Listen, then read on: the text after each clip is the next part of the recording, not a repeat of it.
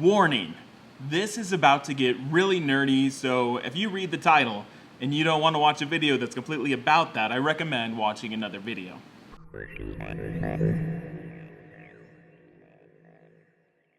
Welcome to I'm Your Target Demographic. With the X-Men movies kind of coming up and being popular again, and I've been thinking a lot about the X-Men universe and all the comic books, and growing up I was super into them and I read a lot and I had all the toys and I had all the cartoons and I loved it. And so I started thinking about the mythology that they've built and all this history, and I started thinking, who are the most powerful mutants out there? You know, who are the people that are game changers, people that can do incredible things? And I'm not talking fan favorites like Wolverine. I'm talking people that can do crazy things. So I found a lot of websites and lists and things talking about what are called Omega level mutants. And these are the mutants that their potential is almost unlimited. So I found these lists on good old Wikipedia, there's a Marvel Wikia, different videos, kind of from all over the place. But there's more mutants that are going to be on this list because there's a lot of theories about who should be classified as an Omega level mutant. But here I'm just going to cover a few that are pretty obvious, but they can do some incredible things. First off, I want to talk about probably the most obvious Omega level mutant that most people in kind of the common mainstream world would know about, Jean Grey and the Phoenix. She is one of the first 5 X-Men, so she's OG.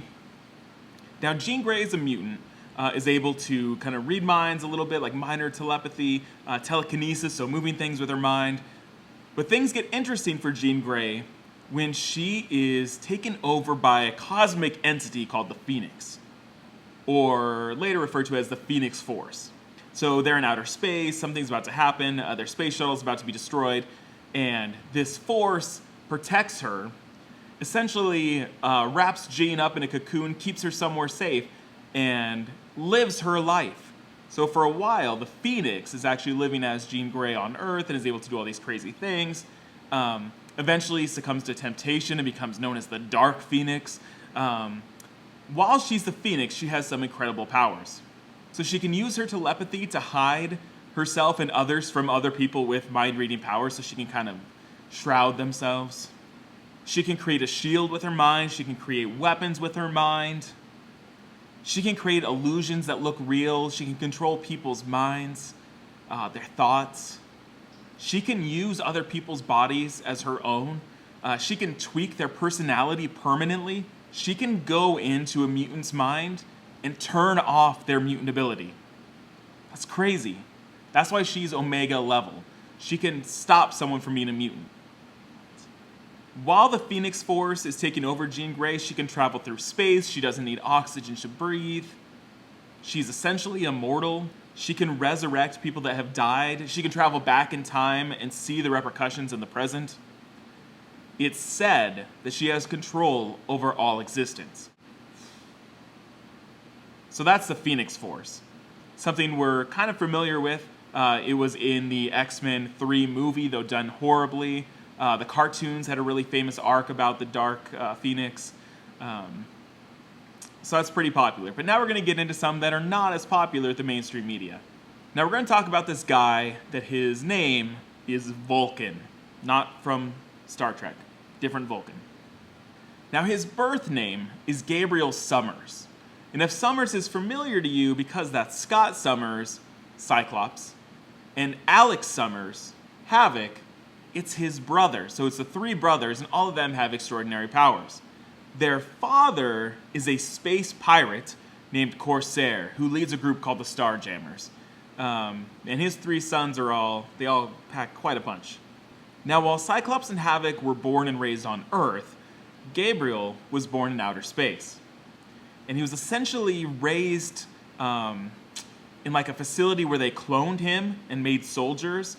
But eventually he kind of grew up, escaped from this facility, came to Earth, joined the X-Men. But it wasn't long before he was brought back to outer space and essentially became a competitor for the space empires and kind of was a warlord, very morally gray.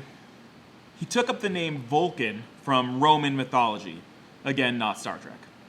So he doesn't remember a lot from his childhood because he was kept in this facility, but eventually he remembers his mother's murder. And he goes back to outer space to avenge her death.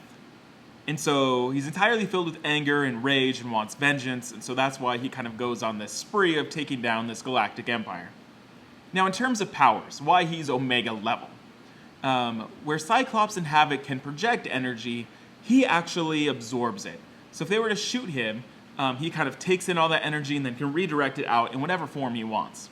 So he shoots out energy in both his hands and his eyes, kind of a mixture of both Cyclops and Havoc.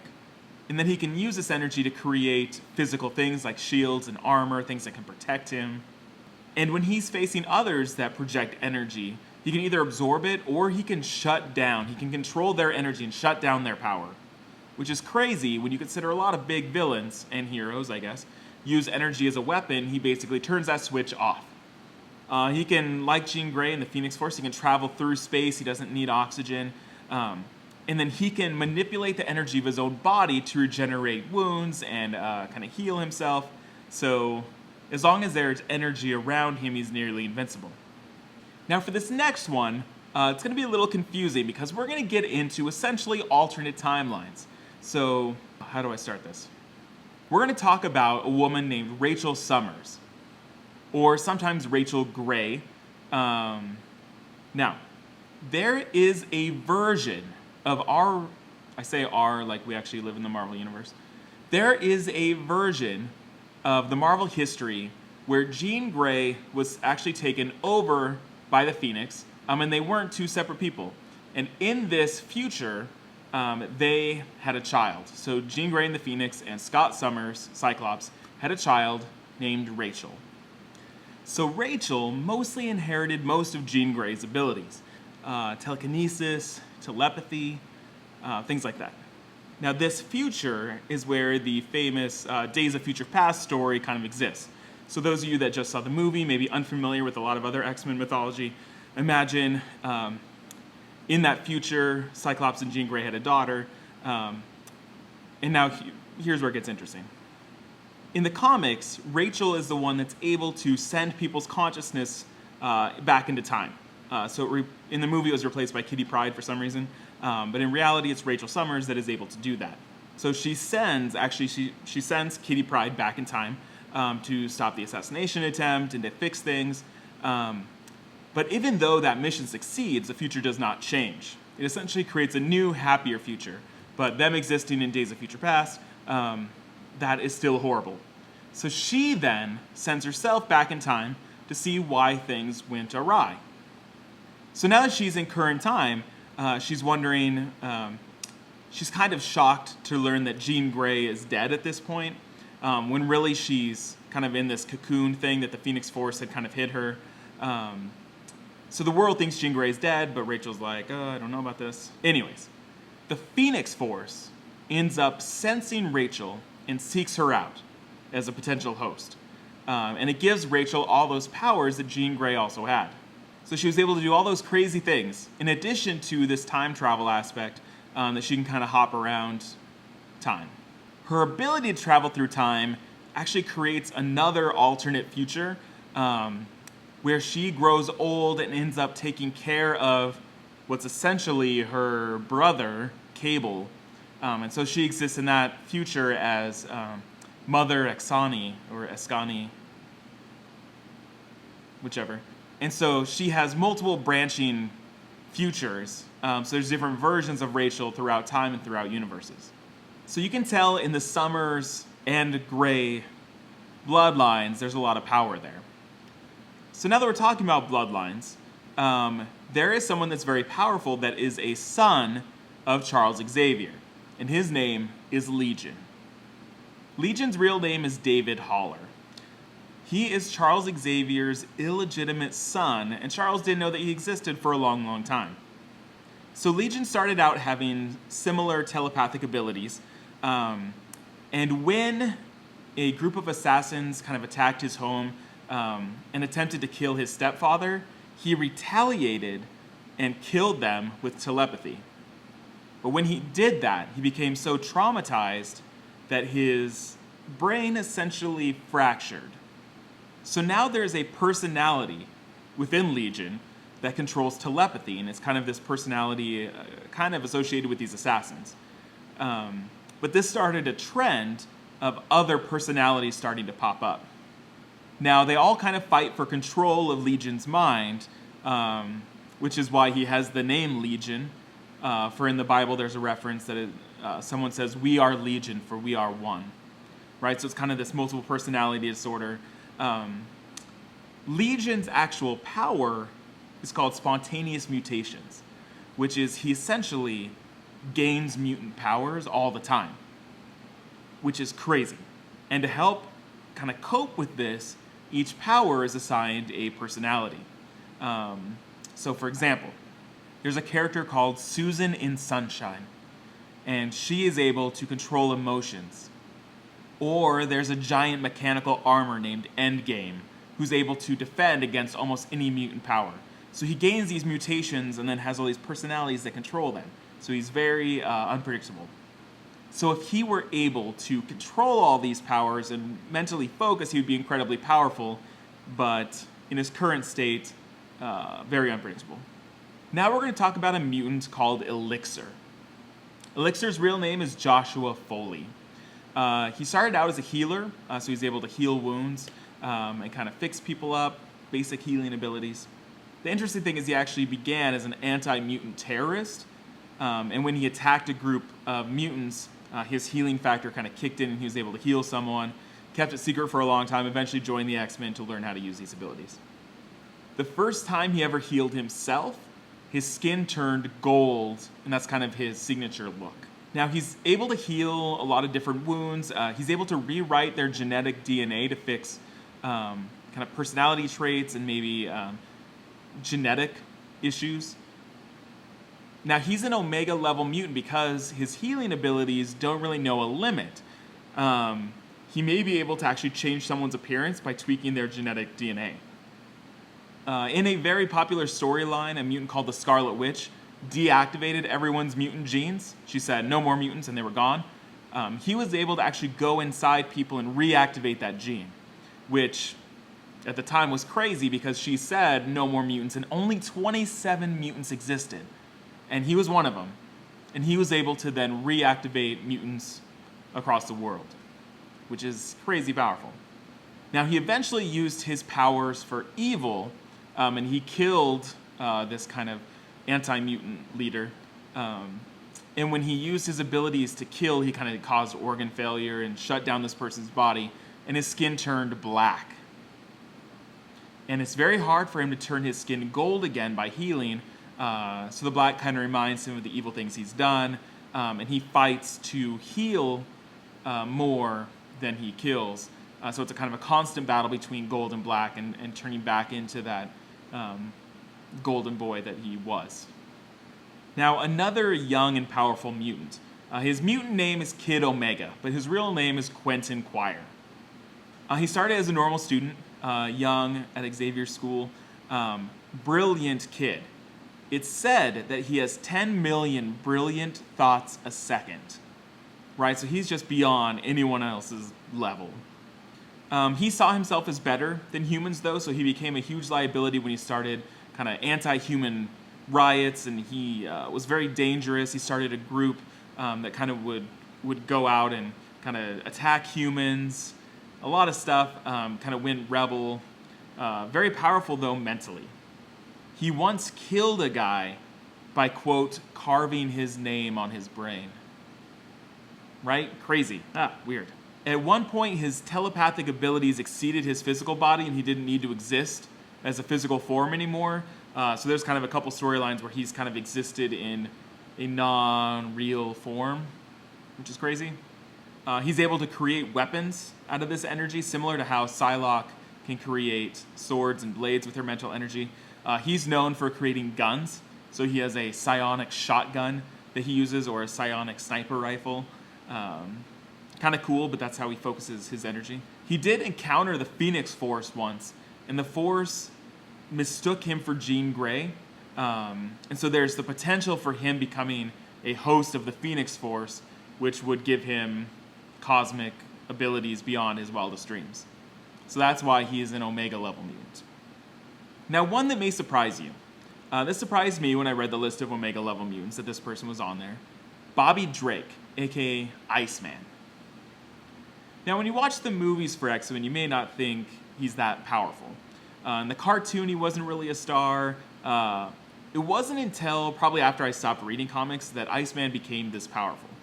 On the basic level, he's able to change the temperature of himself and things around him, right? So he can turn himself into ice, he can bulk up, he can shoot ice, he can ride ice, but that's all fun and games. But why he's an Omega level mutant is that it's believed that he can change, in addition to changing his own body to absolute 0 degrees, he can change the temperature around him, which could potentially spin the world into an ice age. That he could potentially cause global extinction. He can freeze someone's blood in their veins. He can create clones of himself that are completely sentient and they can move around and help him. Crazy. He can turn himself into moisture and then travel through bodies of water almost instantly. And since he can turn into moisture, if he's ever injured, he can break himself down and then reform himself and heal all wounds. So he's almost indestructible as long as there's moisture in the air. And now you probably think Iceman is way cooler than you ever thought he was. Pun intended. And now our last Omega level mutant for this video. Franklin Richards.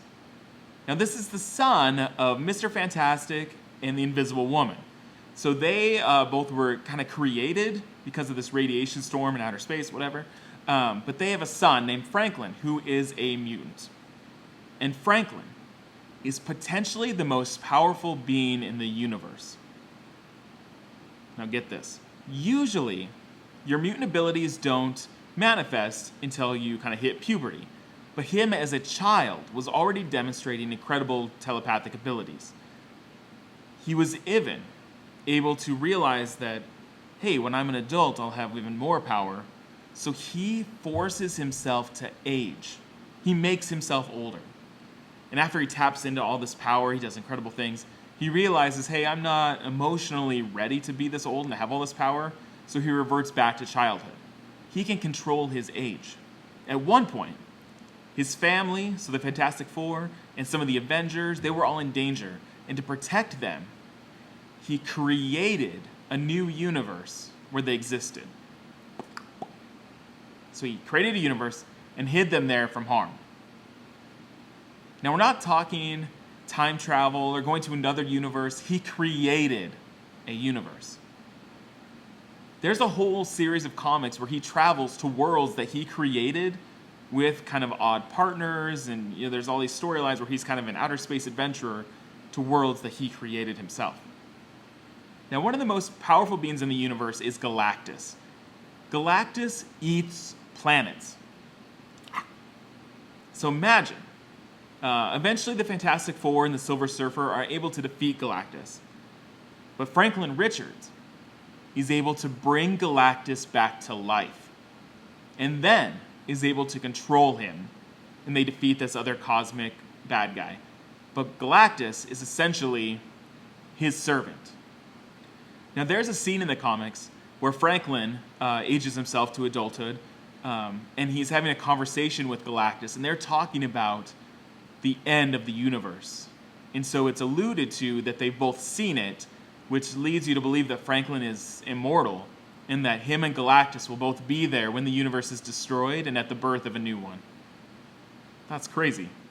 Now there's a group of interstellar beings called the Celestials that are very powerful, and they said that Franklin Richards is beyond Omega level classification. He's able to willingly travel through time. He can travel great distances through space. He sees the future in his dreams, and in his dreams he's able to appear in other places and communicate with people. And due to his ability to change his age at will, his age is actually never referred to in the comics and is a bit of an inside joke. So Franklin Richards, with his ability to essentially be whatever he wants, be wherever he wants, and create anything he wants, is possibly the most powerful mutant to ever exist. And most often he's seen as a little boy. Now in closing, These are some incredible characters. Some of these were newer and I didn't know about them, so reading this was crazy fascinating. And most of these, most people won't be familiar with because it's really hard to make a movie or a TV episode or whatever about these characters that are so powerful. It's hard to relate to them. You know, we are attracted to characters like Wolverine because it's like, wow, like I've been in a situation like that. I've been alone or I've been whatever. It's hard to relate to someone that can alter reality to their will. So that's why a lot of these characters you never see. And there's a lot of characters that are debated as they should be Omega level. So some of those are Storm, who potentially might have the same sort of powers as Iceman if she can kind of change the world around her. The Scarlet Witch, who kind of is famous for ridding the world of mutants. So kind of changing reality, right? That seems pretty Omega level. And then there's Apocalypse, who's probably one of the most powerful villains. Immortal, almost indestructible. But no one has said that they are Omega level, so there's really no proof. And with Apocalypse, you kind of know the limits of his power. And so it's not infinite possibilities. It's kind of you know what he's able to do. Now, like I said, I'm just relaying information that I found at all of these other sources. I noticed there wasn't a video about this. I thought it was interesting. I wanted to share with you. So if you notice any inaccuracies, definitely tell me. It gets confusing with multiple timelines and alternate realities. So definitely share in the comments if something was off. I totally appreciate feedback. Also, let me know who wasn't on the list that you feel like they are definitely Omega level. Why do you not include them? So definitely sound off below. To read other entertainment stuff, movie reviews, video game reviews, things like that, head over to my blog at IamYourTargetDemographic.com. Feel free to subscribe, like, comment, all that stuff, and keep tuned here for the latest Marvel news.